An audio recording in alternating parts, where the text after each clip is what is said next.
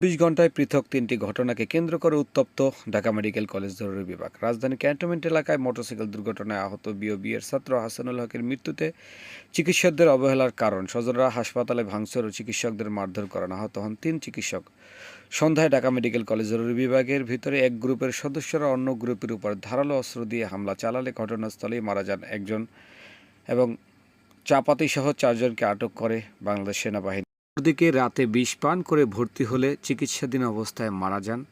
এই ঘটনাকে কেন্দ্র করে স্বজনরা চিকিৎসককে লাঞ্ছিত করেন। এই ঘটনা কেন্দ্র করে বিক্ষুব্ধ মিছিল, এরপর উত্তেজিত হয়ে ওঠে চিকিৎসকরা এবং ইন্টার্ন ছাত্ররা।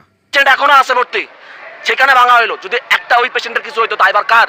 ডাক্তারের উপর আপনারা বর্তাবেন, ডাক্তাররা খারাপ, ডাক্তাররা কষা, এটাই তো বলবেন আপনারা।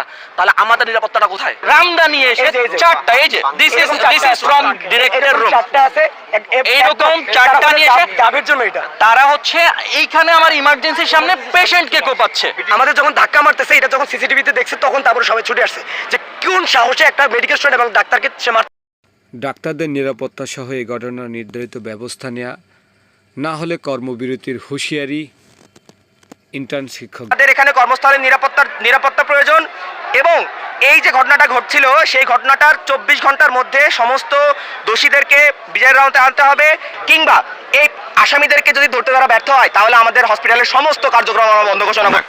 আমরা চাই যে কোনো মূল্যে খুব দ্রুত এই ঘটনার বিচার করা হোক। গতকালকে যে ঘটনাটি ঘটেছে এবং এছাড়া আরও যে ঘটনাগুলো ঘটেছে, প্রত্যেকটি ঘটনার আমরা অতি দ্রুত আইন শৃঙ্খলা রক্ষাকারী বাহিনীর মোতায়েন চাই। এমন ঘটনার পর আতঙ্ক বিরাজ করতেছে চিকিৎসা নেওয়াতে আসা যে সকল রোগীরা তাদের স্বজনদের।